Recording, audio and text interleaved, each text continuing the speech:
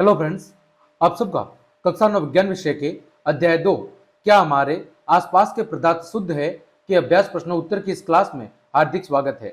हमने चैप्टर की व्याख्या बहुत अच्छे से पढ़ ली है। अगर आपने चैप्टर की व्याख्या वाली क्लास नहीं देखी है तो उसकी लिंक वीडियो के डिस्क्रिप्शन में है या फिर चैनल की प्लेलिस्ट पर जाकर आप अध्याय की व्याख्या वाली संपूर्ण क्लास को आराम से देख सकते हैं। तो आपसे रिक्वेस्ट है कि प्रश्न उत्तर की क्लास देखने से पहले एक बार चैप्टर की व्याख्या वाली क्लास जरूर देखें ताकि सभी प्रश्नों को समझने में आपको किसी भी प्रकार की कोई दिक्कत ना आए। तो चलिए क्लास शुरू करते हैं। देखें, सबसे पहले हम बात करते हैं पाठ के भीतर पेज संख्या 16, 20, 26 और 27 पर दिए गए प्रश्नों की, और उसके बाद हम पाठ्य पुस्तक के अध्याय के पीछे जो अभ्यास के प्रश्न दिए गए हैं उनको सॉल्व करेंगे। तो सबसे पहले हम बात करते हैं पेज नंबर 16 पर दिए गए प्रश्नों की। तो पहला प्रश्न है कि शुद्ध पदार्थ से आप क्या समझते हैं। पहला प्रश्न आपके सामने दिया गया है कि शुद्ध पदार्थ से आप क्या समझते हैं। तो बच्चों इसका उत्तर होगा कि वे पदार्थ जिनमें विद्यमान सभी कण समान रासायनिक प्रकृति के होते हैं उस पदार्थ को क्या कहा जाता है, शुद्ध पदार्थ कहा जाता है। विज्ञान की भाषा में वे पदार्थ जिसमें मौजूद सभी कण, ठीक है, समान रासायनिक प्रकृति के होते हैं, ऐसे पदार्थ को बच्चों शुद्ध पदार्थ कहा जाता है। जैसे सोना, तांबा, चीनी, सोडियम क्लोराइड। सोडियम क्लोराइड का मतलब है NaCl। जैसे चित्र के जरिए मैं आपको समझाऊं, जैसे चीनी। चीनी क्या है, एक शुद्ध पदार्थ है। इसको हम शुद्ध पदार्थ कब कह सकते हैं, जब चीनी में मौजूद सभी कण हैं, उन सभी कणों के जो रासायनिक गुण हैं वो कैसे हो, वो समान हो। इसी तरह जल को हम शुद्ध जल कब कहेंगे, जब इसका pH मान कितना हो, 7 हो, यानी इसकी प्रकृति कैसी हो, उदासीन हो। ठीक है, उस समय हम इसे कहेंगे कि ये कैसा जल है, ये बिल्कुल शुद्ध जल है। इसी तरह शुद्ध सोना। शुद्ध सोने का मतलब है कि ये कैसा सोना है, 24 कैरेट गोल्ड सोना है। शुद्ध सोने का मतलब है कि ये 24 कैरेट बिल्कुल प्योर सोना है। इसी तरह हीरा। तो ये कुछ शुद्ध पदार्थ के उदाहरण हैं। तो बच्चों, हम प्रकृति में जो भी ज्यादातर पदार्थ देखते हैं वो शुद्ध नहीं होते। केवल वही पदार्थ शुद्ध होते हैं जिसमें मौजूद जो सभी कण हैं वो समान रासायनिक प्रकृति के होते हैं। उस पदार्थ को बच्चों शुद्ध पदार्थ कहा जाता है। ठीक है बच्चों, आगे बढ़ते हैं। दूसरा प्रश्न, समांगी और विषमांगी मिश्रणों में अंतर बताइए।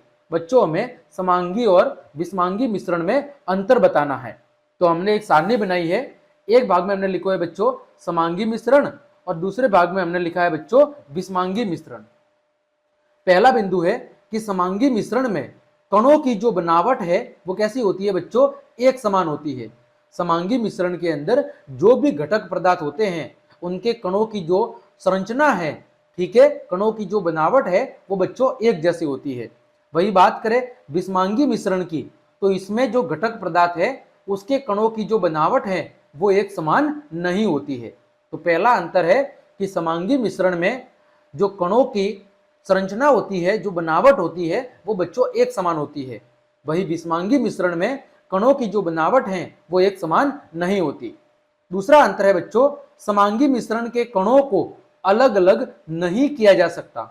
जो समांगी मिश्रण के कण हैं उन्हें भौतिक विधियों की मदद से अलग अलग नहीं किया जा सकता, लेकिन बच्चों जो विषमांगी मिश्रण के कण हैं उनको अलग अलग आसानी से किया जा सकता है। ठीक है बच्चों, तीसरा अंतर है उदाहरण का, कि जल और नमक का घोल कैसा मिश्रण है बच्चों, समांगी मिश्रण। नमक और चीनी का घोल कैसा मिश्रण है बच्चों, समांगी मिश्रण। वही बात करें विषमांगी मिश्रण की, तो जल में रेत और चावल के अंदर दाल, ये विषमांगी मिश्रण के उदाहरण हैं। इसके अलावा और देखो उदाहरण, ये किसके उदाहरण है बच्चों, समांगी मिश्रण के।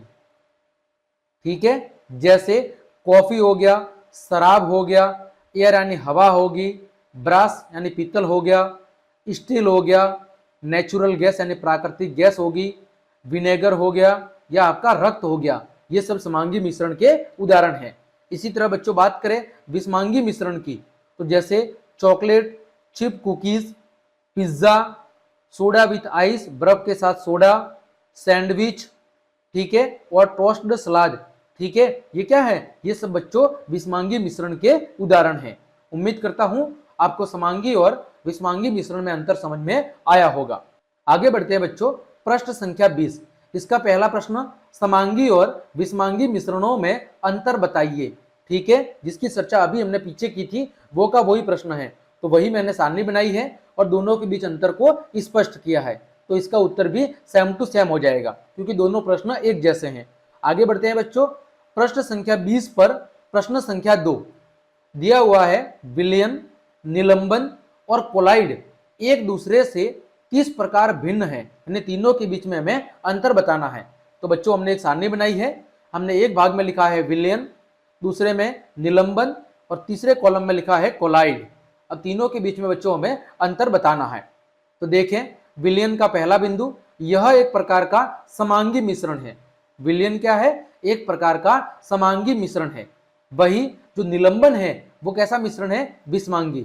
साथ ही साथ जो कोलाइड है वो दिखता तो समांगी की तरह है लेकिन वास्तव में कैसा मिश्रण होता है? विषमांगी मिश्रण होता है।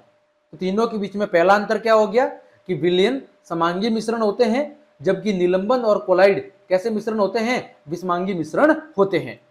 दूसरा अंतर है कि जो विलयन है, विलयन में विलय के कणों का आकार अत्यंत ही कैसा होता है? छोटा होता है।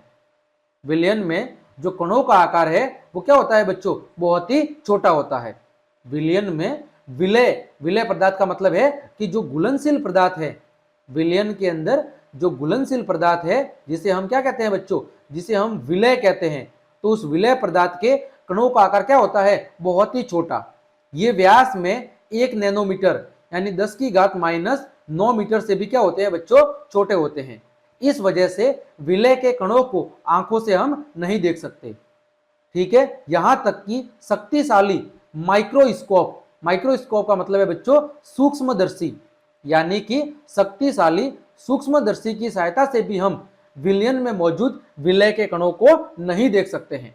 ठीक है बच्चों, वही बात करें निलंबन, तो निलंबन में विलय के कणों का आकार क्या होता है बच्चों? बहुत बड़ा, लगभग 100 nm व्यास से भी बड़े, और इस वजह से इन्हें आसानी से आंखों से भी देखा जा सकता है। ठीक है बच्चों, निलंबन में विलय के कणों का आकार बहुत बड़ा होता है, अतः इन्हें साधारण आंखों की मदद से भी देखा जा सकता है। वही बात करें कोलाइड की, तो विलयन के कणों का आकार विलयन के कणों से तो बड़ा होता है। कोलाइडी विलयन में विलय के कणों का आकार विलयन के कणों से तो बड़ा होता है, परंतु निलंबन के कणों से कैसा होता है? छोटा होता है। मतलब कोलाइडी विलयन में विलय के जो कण हैं वो व्यास में 1 नैनोमीटर से तो बड़े होते हैं और 100 nm से क्या होते हैं? छोटे होते हैं। इसके कणों को माइक्रोस्कोप से नहीं देखा जा सकता, लेकिन इलेक्ट्रॉन माइक्रोस्कोप यानी इलेक्ट्रॉन सूक्ष्मदर्शी से देखा जा सकता है। ठीक है बच्चों, अगला अंतर है, जो विलयन है यह फिल्टर पेपर से होकर गुजर जाता है, जबकि निलंबन फिल्टर पेपर से होकर नहीं गुजरता है, और कोलाइडी विलयन भी फिल्टर पेपर से होकर गुजर जाता है। ये तीसरा अंतर हो गया। चौथा अंतर है बच्चों कि जो विलयन है यह स्थायी है तथा इसके विलय पृथक नहीं होते हैं। जो विलयन है वो कैसा होता है? स्थायी प्रकृति का, क्योंकि इसमें जो विलय पदार्थ होते हैं और जो विलायक होते हैं वो एक दूसरे से अलग नहीं होते।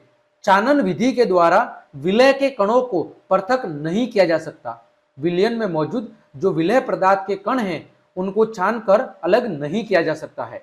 वही बात करें निलंबन की, तो ये कैसा है बच्चों? अस्थायी, तथा इसके कण कुछ समय के बाद तली पर क्या हो जाते हैं? जमा, यानी निलंबन के अंदर जो भारी कण होते हैं वो कुछ समय के बाद तली में बैठ जाते हैं, और चानन विधि के द्वारा इसके कणों को मिश्रण से अलग किया जा सकता है।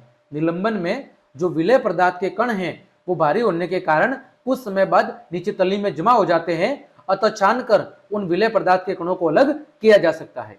फिर है कोलाइड, तो यह भी कैसा विलयन है बच्चों? स्थायी विलयन। इसमें विलय पृथक नहीं होते, इसीलिए चानन विधि के द्वारा विलय के कणों को पृथक किया जा सकता है। ठीक है, विलयन तो कैसा होता है? स्थायी, लेकिन विलय पदार्थ इसमें से अलग नहीं होते, लेकिन कणों का आकार बड़ा होने की वजह से चानन विधि के द्वारा हम विलय के कणों को अलग कर सकते हैं। फिर है विलयन, तो विलयन में जो विलय पदार्थ के कण हैं उनका आकार बहुत छोटा होता है, इस वजह से ये प्रकाश का प्रकीर्णन नहीं करते। प्रकीर्णन का मतलब है कि प्रकाश को फैलाने का काम नहीं करते, अर्थात ये टिंडल प्रभाव भी उत्पन्न नहीं करते हैं। फिर निलंबन, तो इसमें प्रकाश का प्रकीर्णन तो होता है, यानी प्रकाश को ये फैलाते तो हैं, लेकिन ये टिंडल प्रभाव को प्रदर्शित नहीं करते हैं। फिर है कोलाइड, तो इसमें प्रकाश का प्रकीर्णन भी होता है और ये टिंडल प्रभाव को भी उत्पन्न करते हैं। तो ये बच्चों विलयन, निलंबन और कोलाइडी विलयन के बीच में अंतर हो गया। उम्मीद करता हूं आपको उत्तर अच्छे से समझ में आया होगा। आगे बढ़ते हैं। प्रश्न संख्या 3, एक संतृप्त विलयन बनाने के लिए 36 ग्राम सोडियम क्लोराइड, 36 ग्राम क्या है, सोडियम क्लोराइड यानी NaCl को 100 ग्राम जल में 293 केल्विन पर घोला जाता है। इस तापमान पर इसकी क्या बतानी है बच्चों, सांद्रता बतानी है। क्या बतानी है, सांद्रता। तो सांद्रता का सूत्र हमने पढ़ा था, विलयन की सांद्रता बराबर विलय की सांद्रता बटे में विलयन का द्रव्यमान गुणा 100। सूत्र क्या था, विलय की मात्रा बटे में विलयन का द्रव्यमान गुणा 100। तो विलय पदार्थ कौन सा है, सोडियम क्लोराइड, तो कितना है 36 ग्राम NaCl। विलयन कितना है 100 ग्राम जल प्लस 36 ग्राम आपका NaCl, यानी टोटल कितना हो गया 136 ग्राम। ठीक है, तो विलय की मात्रा बच्चों 36, विलय की मात्रा कितनी होगी 36 बटे में विलयन की मात्रा कितनी होगी बच्चों 136 गुणा प्रतिशत के लिए हमें क्या निकालेगा 100। तो बच्चों 36 बटा 136 गुणा 100, इसको जब हम हल करेंगे तो बच्चों कितना आएगा 26.47%। कितना आएगा बच्चों 26.47%, यानी कि 293 केल्विन तापमान पर संतृप्त विलयन की जो सांद्रता है वो 26.47% होगी। केवल आपको इस सूत्र का उपयोग करना था, विलयन की सांद्रता बराबर विलय की मात्रा 36 ग्राम बटे में विलयन की मात्रा, विलयन कितना है 100 ग्राम जल प्लस 36 ग्राम आपका NaCl, तो कुल मिला के कितना हो गया 136। तो 36 बटा 136 गुणा 100, जब बच्चों इसको हम हल करेंगे तो हमारे पास आ जाएगा 26.47%।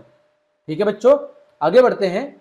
पेज संख्या 26 पर पहला प्रश्न, पेट्रोल और मिट्टी का तेल जो कि आपस में कैसे हैं घुलनशील, के मिश्रण को आप कैसे पृथक करेंगे। पेट्रोल और मिट्टी के क्वथनांक में 25 डिग्री सेल्सियस से अधिक का क्या है बच्चों अंतराल है। तो पेट्रोल और मिट्टी का तेल दोनों आपस में कैसे हैं घुलनशील, एक दूसरे के अंदर घुल जाते हैं, और उनके क्वथनांक, क्वथनांक का मतलब है बॉइलिंग पॉइंट, जिस पर ये उबलना शुरू करते हैं, इनका जो बॉइलिंग पॉइंट है उसके बीच का अंतर कितना है 25 डिग्री सेल्सियस से ज्यादा। अतः इन्हें हम साधारण आसवन विधि की मदद से क्या कर सकते हैं, अलग कर सकते हैं। ठीक है, अतः इन्हें हम साधारण आसवन विधि की मदद से अलग कर सकते हैं। ठीक है, इसके लिए ये उपकरण आपके सामने दिया गया है। कैसे अलग करेंगे, सबसे पहले मिश्रण को हम एक आसवन फ्लास्क में डाल के थर्मामीटर लगाएंगे। देखो ये आपका क्या है आसवन फ्लास्क, ये जो आपको दिख रहा है गोल गोल, ये आसवन फ्लास्क है। इसमें क्या है जल और एसीटोन का विलयन। ठीक है, जल और एसीटोन का विलयन भरा हुआ है। फिर हम क्या करेंगे, इसको बच्चों बीकर की सहायता से गर्म करेंगे। ठीक है, इस मिश्रण को धीरे धीरे गर्म करेंगे, जो हमने ये ऊपर थर्मामीटर लगाया है इसमें क्या करेंगे, इसमें हम तापमान का अवलोकन करेंगे। क्या करेंगे, तापमान का अवलोकन करेंगे। तो पेट्रोल का वाष्पीकरण क्या होगा, पहले होगा। यहाँ पर आप जल और जो एसीटोन लिखा हुआ है, यहाँ पर हम क्या लिख लेंगे, पेट्रोल और मिट्टी का तेल। क्या लिखेंगे, पेट्रोल प्लस मिट्टी का तेल, क्योंकि हमारे प्रश्न में ये दिया हुआ है। ठीक है, तो जो पेट्रोल है, पेट्रोल का जो बॉइलिंग पॉइंट है, ठीक है, तो पेट्रोल का वाष्पीकरण क्या होगा बच्चों, पहले होगा, क्योंकि पेट्रोल का क्वथनांक कम होता है।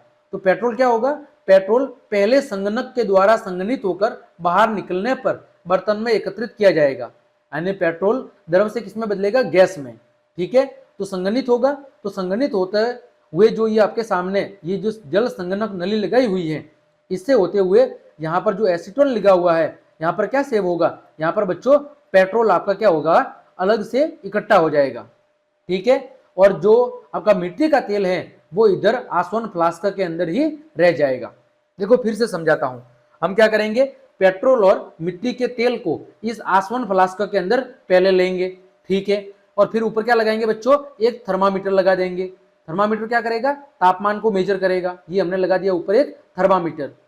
फिर इस बीकर की मदद से हम क्या करेंगे बच्चों, इसको गर्म करेंगे। क्या करेंगे, बीकर की मदद से गर्म करेंगे।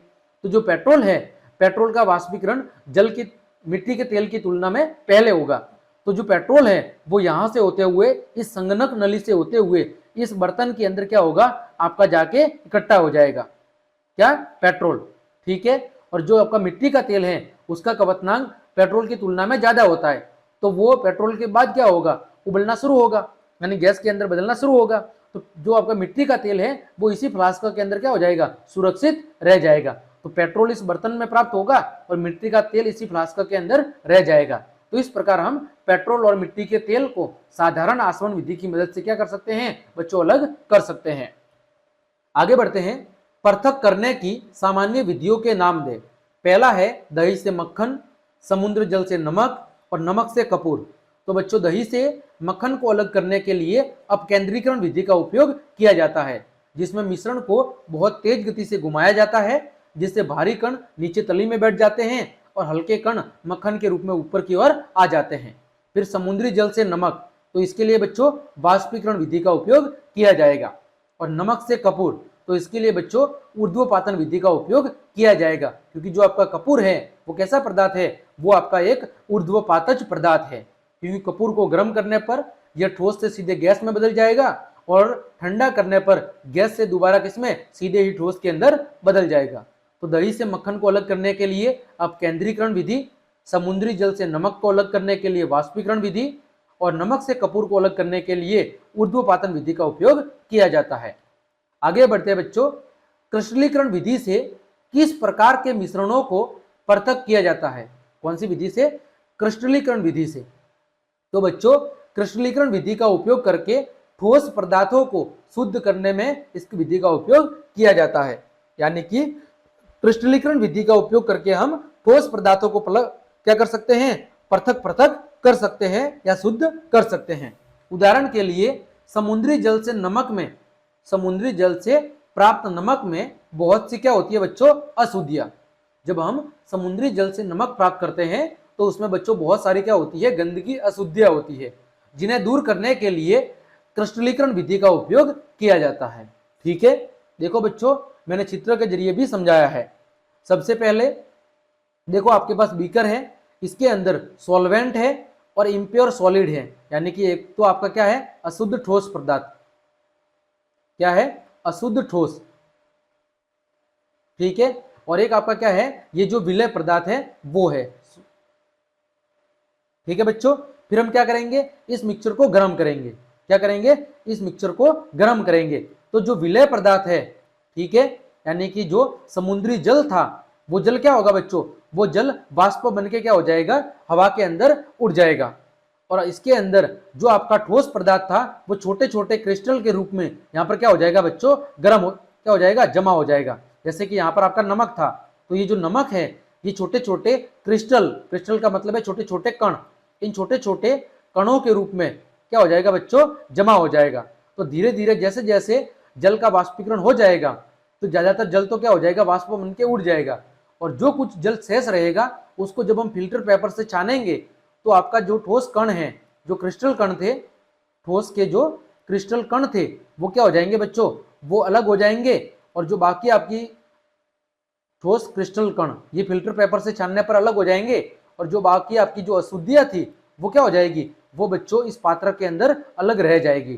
तो इस प्रकार बच्चों क्रिस्टलीकरण विधि का उपयोग करके हम ठोस पदार्थों से अशुद्धियों को अलग कर सकते हैं। ठीक है बच्चों, आगे बढ़ते हैं। पेज संख्या 27 पर पहला प्रश्न, निम्न को रासायनिक और भौतिक परिवर्तनों में वर्गीकृत करें। आपके सामने कुछ उदाहरण दिए गए हैं, उनको आपको भौतिक और रासायनिक परिवर्तन के अंदर क्या करना है, वर्गीकृत करना है। पहला है पेड़ों को काटना, दूसरा है मक्खन का एक बर्तन में पिघलना, तीसरा अलमारी में जंग लगना, चौथा जल का उबलकर वाष्प बनना, पांचवा विद्युत तरंग का जल में प्रवाहित होना और उसका हाइड्रोजन और ऑक्सीजन में विघटित होना, छठा है जल का साधारण नमक में घुलना, सातवां है फलों से सलाद बनाना और आठवां है आपका लकड़ी और कागज का जलना। तो देखें इसमें से भौतिक परिवर्तन कौन कौन से हैं और रासायनिक कौन कौन से हैं। तो भौतिक परिवर्तन के अंदर पहला है पेड़ों को काटना, क्योंकि यहाँ पर किसी नए पदार्थ का निर्माण नहीं हो रहा है। दूसरा है मक्खन का एक बर्तन में पिघलना, तीसरा है जल का उबलकर क्या बनना, वाष्प बनना, चौथा है जल में साधारण नमक का घुलना और पांचवा है फलों से सलाद बनाना। ये कौन से परिवर्तन है बच्चों, भौतिक परिवर्तन। फिर बात करें रासायनिक परिवर्तन, अलमारी में जंग लगना, विद्युत तरंग का जल में प्रवाहित होना और हाइड्रोजन और ऑक्सीजन गैसों में विघटित होना, साथ ही साथ लकड़ी और कागज का जलना। ये कौन से परिवर्तन है? रासायनिक परिवर्तन है। तो बच्चों भौतिक परिवर्तन कैसे होते हैं? भौतिक परिवर्तन बच्चों कैसे होते हैं? स्थायी। ठीक है। रासायनिक परिवर्तन कैसे होते हैं? अस्थायी। ठीक है। भौतिक परिवर्तन में क्या होता है? पदार्थ के रंग, रूप या अवस्था में क्या होता है? परिवर्तन होता है। ठीक है। रंग, रूप और अवस्था में। रासायनिक परिवर्तन में क्या होता है? पदार्थ के जो रासायनिक गुण हैं उन रासायनिक गुणों में क्या होता है बच्चों? परिवर्तन होता है। ठीक है। भौतिक परिवर्तन में नया पदार्थ नहीं बनता है, नया पदार्थ नहीं बनता है। रासायनिक परिवर्तन में क्या होता है? एक नया पदार्थ बनता है। ठीक है। तो जब हमने चैप्टर की व्याख्या पढ़ी थी तो मैंने भौतिक और रासायनिक परिवर्तन को बहुत अच्छे से समझाया था। तो आपसे रिक्वेस्ट है एक बार चैप्टर की व्याख्या वाली क्लास जरूर देखें। आगे बढ़ते हैं बच्चों। अगला प्रश्न है, अपने आसपास की चीजों को शुद्ध पदार्थों या मिश्रण से अलग करने का प्रयत्न करें। ठीक है। तो हमारे आसपास कुछ वस्तुएं हैं, उसमें शुद्ध वस्तुएं जैसे या शुद्ध पदार्थ तांबा, सोना, नमक, चीनी, आश्वित जल, चांदी, लोहा, हीरा, अल्कोहल, ये कैसे हैं? ये शुद्ध पदार्थ हैं। फिर बात करें मिश्रण की, जैसे नल का जल, दूध, वायु, स्टील, नमक का घोल, मिट्टी का तेल, आइसक्रीम, सोने से बने आभूषण, पीतल, कांचा, ये क्या है? ये सब मिश्रण के उदाहरण हैं। ठीक है बच्चों। तो जैसे शुद्ध पदार्थ चीनी, जल, सोना, हीरा, ये समांगी मिश्रण, जैसे जल और समांगी मिश्रण का मतलब क्या है? जैसे ये क्या है? वाटर एंड सैंड, यानी कि जल और रेत। तो ये कौन सा मिश्रण है? जल और रेत आपका विषमांगी मिश्रण है। ठीक है। फिर शुगर और वाटर, ठीक है, यानी कि जल और चीनी, ये कौन सा मिश्रण है बच्चों? ये आपका समांगी मिश्रण है। इसी तरह जल और नींबू रस, ये भी कौन सा मिश्रण है? समांगी मिश्रण है। तो इस तरह हमारे दैनिक प्रतिजीवन में, ठीक है, यानी दिन प्रतिदिन की क्रिया में कई सारे शुद्ध पदार्थ और मिश्रण हमें देखने को मिलते हैं। इसके हमें कुछ उदाहरण बताने थे जो हमने बता दिए। आगे बढ़ते हैं। तो यहां तक जो भी हमने प्रश्न सॉल्व किए वो आपके क्या थे? पाठ के भीतर दिए गए अभ्यास के प्रश्न थे। ठीक है। पाठ के भीतर पेज संख्या 16 पर, 20 पर, 26 पर और 27 पर। आगे बढ़ते हैं बच्चों। अब पाठ के पीछे जो अभ्यास के प्रश्न दिए गए हैं उन अभ्यास के प्रश्नों के उत्तर हम जानते हैं। देखो पहला प्रश्न, निम्नलिखित को पृथक करने के लिए आप किन विधियों को अपनाएंगे? उन विधियों के आपको नाम बताने हैं। तो बच्चों पहला है सोडियम क्लोराइड को जल के विलयन से पृथक करने में। सोडियम क्लोराइड का मतलब है बच्चों नमक। जब हमें नमक और जल को अलग करना है, नमक और जल को अलग करना है, तो उसके लिए बच्चों हम वाष्पन या वाष्पीकरण विधि का उपयोग करेंगे। इसका उपयोग करेंगे वाष्पीकरण विधि का। जैसे ही हम जल और नमक को क्या करेंगे? गर्म करेंगे, तो जो जल है वो वाष्पित होके क्या हो जाएगा? वाष्पित होके उड़ जाएगा हवा के अंदर, यानी जल है वो गैस के रूप में परिवर्तित हो जाएगा और जो नमक है वो आपका पात्र के अंदर शेष रह जाएगा। फिर है अमोनियम क्लोराइड NH4Cl। ठीक है। इसको हमें सोडियम क्लोराइड NaCl तथा अमोनियम क्लोराइड के मिश्रण से पृथक करना है। तो अमोनियम क्लोराइड एक ऊर्ध्वपातज पदार्थ होता है। कैसा पदार्थ होता है? ऊर्ध्वपातज। यानी अमोनियम क्लोराइड को गर्म करने पर यह ठोस से सीधा गैस और ठंडा करने पर गैस से सीधे ठोस में बदल जाता है। इस वजह से इसको अलग करने के लिए ऊर्ध्वपातन विधि का उपयोग किया जाता है। फिर है धातु के छोटे टुकड़े को कार के इंजन ऑयल से पृथक करने में।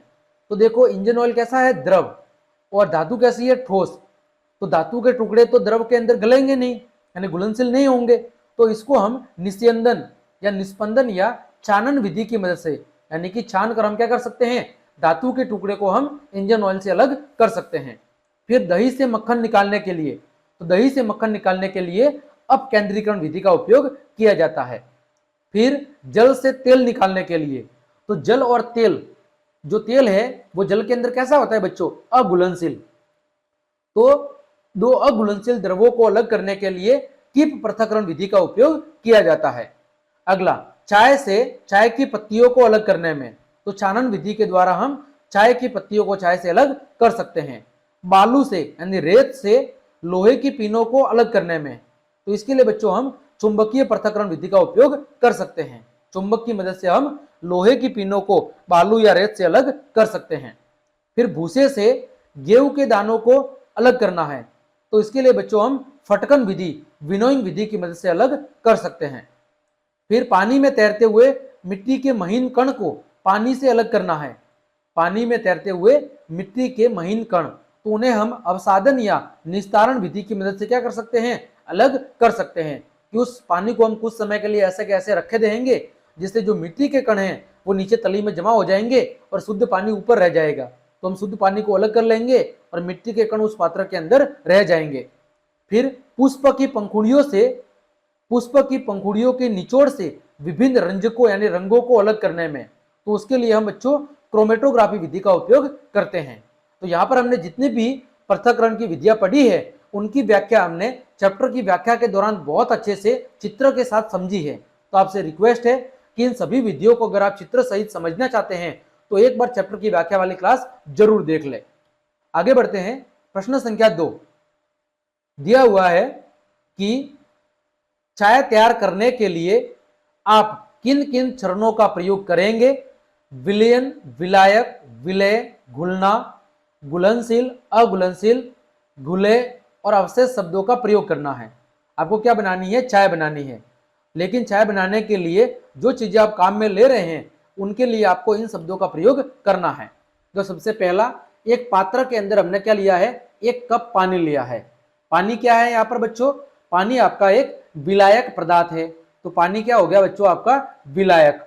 सबसे पहले हमने 1 कप पानी ले लिया। फिर पानी के अंदर क्या डालनी है, चीनी डालनी है। चीनी क्या हो गया, विलय पदार्थ। विलय पदार्थ का मतलब है घुलनशील। घुलनशील पदार्थ क्या हो गया, घुलनशील पदार्थ हो गया चीनी। चीनी जल के अंदर क्या होगी, घुलेगी। ठीक है बच्चों। फिर चीनी पानी में कैसी है, घुलनशील। तो जब चीनी पानी के अंदर घुल जाएगी, पानी के अंदर जब आपकी चीनी घुल जाएगी तो ये क्या बन जाएगा, ये बच्चों बन जाएगा आपका एक विलयन। क्या बन जाएगा, विलयन। ठीक है। फिर हम क्या डालेंगे, चाय पत्ती। चाय पत्ती कैसी है, अघुलनशील। ये इस विलयन के अंदर नहीं घुलेगी। फिर हमें क्या करना है, फिर इस मिश्रण को हमें उबालना है। ठीक है। फिर हम क्या करेंगे, इसमें 1 कप दूध डाल के इसको क्या करेंगे, गर्म करेंगे। तो इसमें दूध डालेंगे तो और क्या बनेगा, और विलयन बन जाएगा। फिर छलनी से क्या करना है, इस विलयन को छानना है। ठीक है। तो जब हम छलनी से विलयन को छालेंगे तो जो अघुलनशील चाय पत्ती थी, जो अवशेष के रूप में है, ठीक है, वो क्या हो जाएगी, छलनी की मदद से अलग हो जाएगी। फिर हम क्या करेंगे, चाय ले लेंगे। ठीक है, चाय अलग हो जाएगी। चाय कैसी है, चाय आपकी घुलनशील पदार्थ थी। तो इस तरह हम चाय को आसानी से बना सकते हैं। और इसमें हमने जो अलग अलग पदार्थ यूज किए हैं उसके लिए हमें शब्दों का इस्तेमाल भी कर दिया। पानी क्या था, विलायक था। चीनी आपका विलय पदार्थ था। फिर जब हमने पानी, चीनी, दूध और चाय पत्ती को मिला दिया, चाय पत्ती कैसी थी, अघुलनशील पदार्थ, इन सबको मिला दिया दूध के साथ, तो एक विलयन बन गया। इस विलयन को हम गर्म करेंगे। गर्म करने से क्या होगा, हमारी चाय तैयार हो जाएगी। और चाय से चाय पत्ती को अलग करने के लिए हम क्या करेंगे, उसे छलनी की मदद से छानकर अलग कर देंगे। तो इस तरह बच्चों हमारी चाय क्या हो जाएगी, अलग हो जाएगी। तो पहला चित्र जल का है, ये यहाँ पर क्या है, ये यहाँ पर विलायक है। दूसरा चीनी है, ये यहाँ पर विलय पदार्थ है। तीसरा ये चित्र चाय पत्ती का है। चाय पत्ती क्या है, यहाँ पर अघुलनशील विलय पदार्थ है। और आपका चौथा चित्र किसका है, जो अंतिम रूप से आपकी चाय बनेगी। चाय का स्वाद ही अलग होता है। ठीक है बच्चों, आगे बढ़ते हैं। प्रश्न संख्या 3। प्रश्न देखो दे रखा है आपके सामने कि जो प्रज्ञा है, प्रज्ञा ने 3 अलग अलग पदार्थों की घुलनशीलताओं को विभिन्न तापमान पर जांचा और दिए गए आंकड़ों को प्राप्त किया। आपके सामने एक सारणी बनाई हुई है। इसमें potassium nitrate, sodium chloride, potassium chloride और अमोनियम क्लोराइड, इनकी अलग अलग तापमान पर घुलनशीलता को दिया हुआ है कि किस तापमान पर कौन सा पदार्थ कितना घुलनशील होता है। ठीक है। प्राप्त हुए परिणामों को 100 ग्राम जल में विलय पदार्थ की मात्रा जो संतृप्त विलयन बनाने हेतु पर्याप्त है, निम्नलिखित तालिका में दर्शाया गया है। यानी यहाँ पर जो विलय पदार्थ लिया गया है वो कितना लिया गया है, 100 ग्राम। ठीक है। और फिर अलग अलग तापमान पर अलग अलग पदार्थों की घुलनशीलता दी गई है। अब हमें इस सारणी के आधार पर जो प्रश्न पूछे गए हैं उनके जवाब देने हैं। टोटल 4 प्रश्न हैं। चलिए हम बारी बारी से एक एक प्रश्न का उत्तर जानते हैं। पहला प्रश्न है 50 ग्राम जल में 313 केल्विन पर 313 केल्विन पर, ठीक है, 50 ग्राम जल लेना है, उसमें पोटेशियम नाइट्रेट के संतृप्त विलयन को प्राप्त करने हेतु कितने ग्राम पोटेशियम नाइट्रेट की आवश्यकता होगी। ठीक है, तो ये जो आंकड़े दिए गए हैं वो कितने ग्राम पर दिए गए हैं, 100 ग्राम पर, लेकिन प्रश्न में कितना पूछा है, 50 ग्राम। कितने तापमान पर, 313 केल्विन तापमान पर। क्या है, पोटेशियम नाइट्रेट, कितना है, 62। ठीक है, अब देखो 100 ग्राम जल में 313 केल्विन पर पोटेशियम नाइट्रेट का जो संतृप्त विलयन है वो प्राप्त करने हेतु जो मात्रा है वो बच्चों कितनी है, 62 ग्राम। तो जब बात होगी 50 ग्राम की तो इसका क्या हो जाएगा, आधा हो जाएगा। तो बच्चों 50 ग्राम के लिए मात्रा क्या होगी, 62। 62 क्या है बच्चों, विलय की मात्रा। ठीक है, फिर है आपका विलयन। विलयन कितना है बच्चों, कुल विलयन 100, हमें निकालना कितने में है, 50 ग्राम में। तो देखो 50 से 100 कितनी बार कट जाएगा, 2 बार, तो 62/2 यानी कि कितना होगा, 31 ग्राम। ठीक है भाई, 100 ग्राम पर कितनी है, 100 ग्राम पर है 62 ग्राम। ठीक है, तो 50 ग्राम, 50 ग्राम का मतलब क्या है, इसका आधा हुआ, तो इसका आधा कितना होगा, 31 ग्राम। ठीक है बच्चों, तो 50 ग्राम जो आपका जल है उसमें 313 केल्विन पर पोटेशियम नाइट्रेट की जो सांद्रता है वो कितनी होगी बच्चों, वो होगी आपकी घुलनशीलता, वो होगी 31 ग्राम। आगे बढ़ते हैं बच्चों, प्रश्न संख्या 2। प्रज्ञा 353 केल्विन पर, किस पर, 353 केल्विन पर, किसको ले रही है, पोटेशियम क्लोराइड को। पोटेशियम क्लोराइड की सांद्रता कितनी है, 54। ठीक है, एक संतृप्त विलयन तैयार करती है और विलयन को कमरे के ताप पर क्या करती है, ठंडा करती है। जब विलयन ठंडा होगा तो वह क्या अवलोकित करेगी, स्पष्ट करें। तो देखो जब वो पोटेशियम क्लोराइड, ठीक है, KCl, इसके संतृप्त घोल को जब वो ठंडा करेगी तो जो ठोस पोटेशियम क्लोराइड है उसके जो क्रिस्टल है वो विलयन से क्या हो जाएंगे, अलग हो जाएंगे। ठीक है, जब वो पोटेशियम क्लोराइड के संतृप्त घोल यानी विलयन को क्या करेगी, कमरे के ताप पर ठंडा करेगी, तो क्या बनेगा, ठोस पोटेशियम क्लोराइड। ठीक है, तो उसके जो क्रिस्टल है वो विलयन से क्या हो जाएंगे, अलग, क्योंकि ठंडा करने पर पदार्थों की जो घुलनशीलता है वो क्या होती है, घटती है। अतः जब जो प्रज्ञा है 353 केल्विन पर जो आपका 54 ग्राम पोटेशियम क्लोराइड की जो घुलनशीलता थी, जो कि संतृप्त अवस्था में था, जब उसको ठंडा करेगी तो ठंडा करने पर पदार्थ की घुलनशीलता क्या होती है, घटती है। इस वजह से कमरे के ताप पर जब इसे ठंडा करेगी तो हमें ठोस क्या मिलेगा, ठोस पोटेशियम क्लोराइड के क्रिस्टल प्राप्त होंगे। इससे ठोस पोटेशियम क्लोराइड के विलयन क्या होंगे, ठोस पोटेशियम क्लोराइड के क्रिस्टल प्राप्त होंगे। ठीक है बच्चों, आगे बढ़ते हैं। अगला प्रश्न 293 केल्विन, कितना है, 293 केल्विन पर प्रत्येक लवण की घुलनशीलता का परिकलन करना है। ठीक है, तो पोटेशियम नाइट्रेट की घुलनशीलता कितनी है, 32 ग्राम, सोडियम क्लोराइड की 36 ग्राम, पोटेशियम क्लोराइड की 35 ग्राम और अमोनियम क्लोराइड की 37 ग्राम। तो कौन सा लवण सबसे अधिक घुलनशील है, तो पोटेशियम नाइट्रेट 32 ग्राम है, सोडियम क्लोराइड 36 ग्राम, पोटेशियम क्लोराइड आपका 35 ग्राम और अमोनियम क्लोराइड कितना है, 37 ग्राम। तो सबसे अधिक घुलनशील कौन सा होगा, अमोनियम क्लोराइड, इसकी घुलनशीलता सबसे अधिक होगी। ठीक है बच्चों, आगे बढ़ते हैं।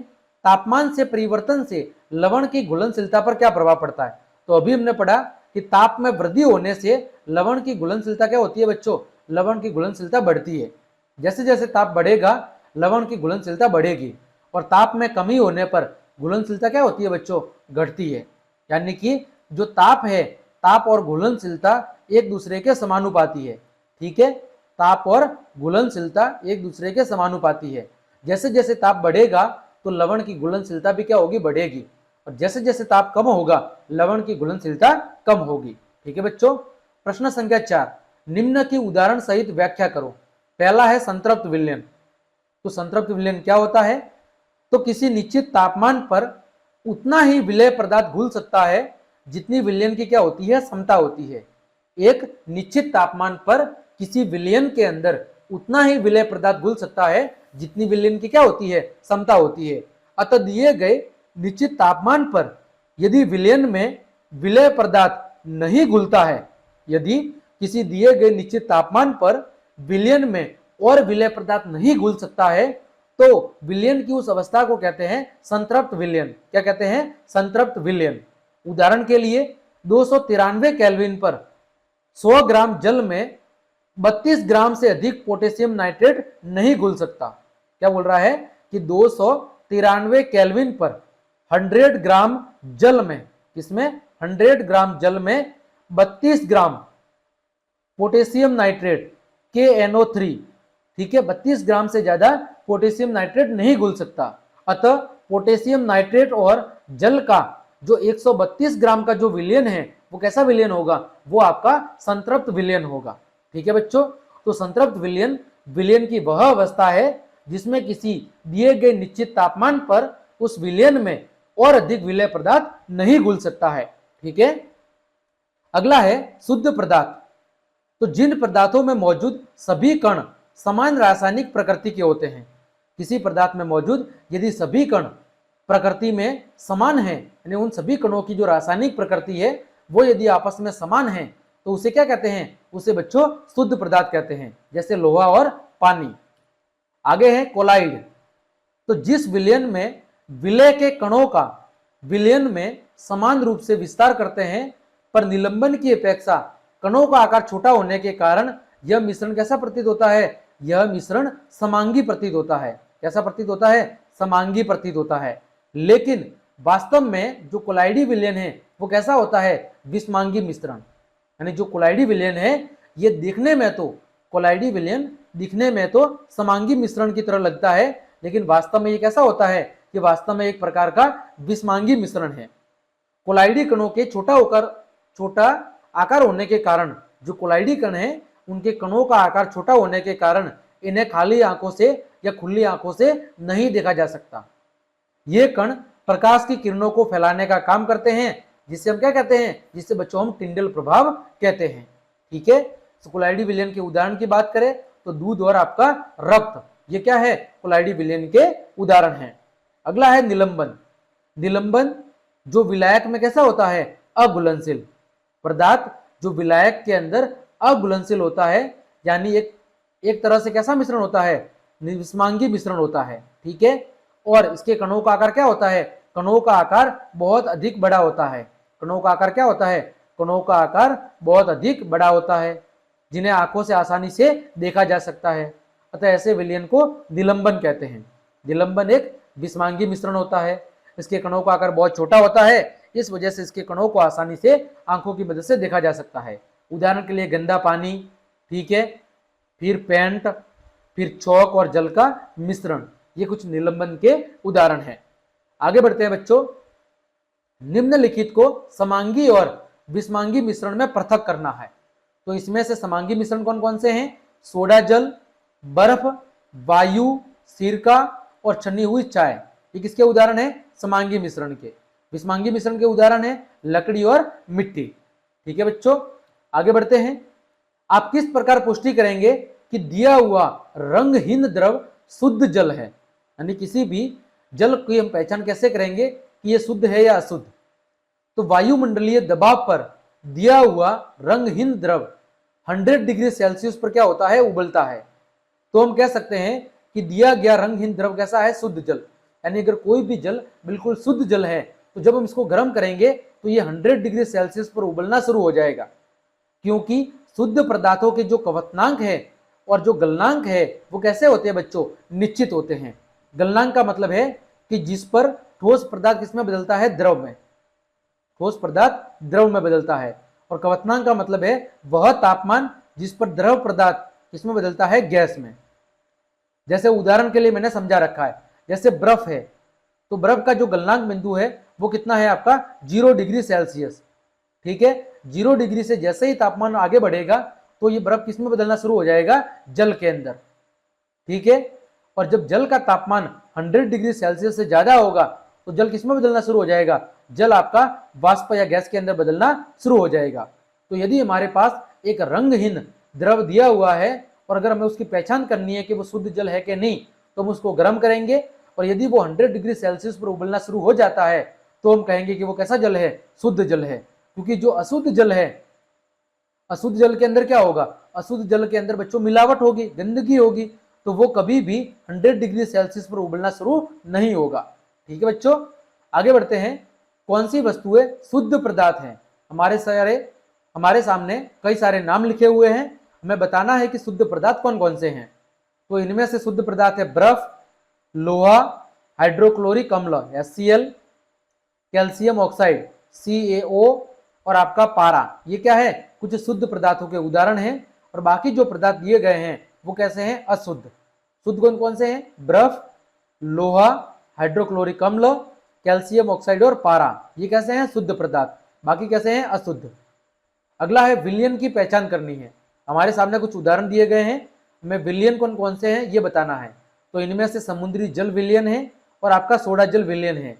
बाकी विलयन नहीं है। बाकी क्या है, पदार्थ है या मिश्रण है। ठीक है, समुद्री जल और आपका सोडा जल। तो हमें क्या बताना था, मिश्र, इसमें से विलयन बताना था। बाकी क्या है, जैसे वायु है तो ये मिश्रण है, ये विलयन नहीं है। विलयन की पहचान क्या होती है, विलयन के अंदर विलय पदार्थ और विलायक दोनों होते हैं।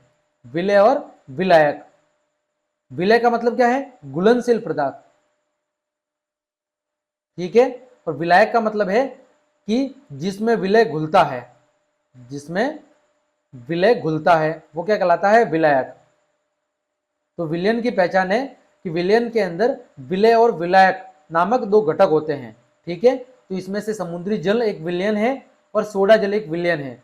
बाकी क्या है, मिश्रण है या पदार्थ है, विलयन नहीं है। आगे बढ़ते हैं। कौन टिंडल प्रभाव को प्रदर्शित करेगा? तो टिंडल प्रभाव को कौन प्रदर्शित करता है, कोलाइडी विलयन। कौन प्रदर्शित करता है, कोलाइडी विलयन। ठीक है बच्चों, तो इसमें से नमक का घोल, दूध, कॉपर सल्फेट का विलयन या स्टार्च विलयन। तो इसमें से एक तो दूध और दूसरा स्टार्च विलयन, ये दोनों क्या करेंगे, ये दोनों आपके टिंडल प्रभाव को प्रदर्शित करेंगे। क्योंकि ये दोनों क्या है, ये दोनों कोलाइडी विलयन के उदाहरण हैं। आगे बढ़ते हैं। तत्व, यौगिक और मिश्रण में आपको वर्गीकरण करना है।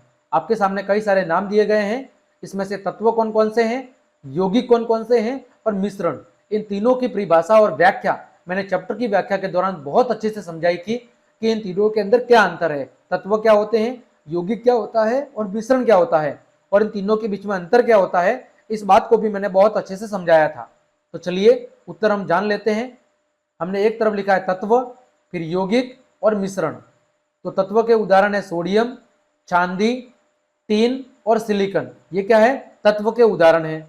यौगिक कौन कौन से हैं, कैल्शियम कार्बोनेट, कार्बन डाइऑक्साइड और मीथेन गैस। ये क्या है, यौगिक। मिश्रण कौन कौन से हैं, मिट्टी, चीनी का तेल, कोयला, वायु, रक्त और साबुन। ये क्या है आपके, ये आपके मिश्रण के उदाहरण हैं।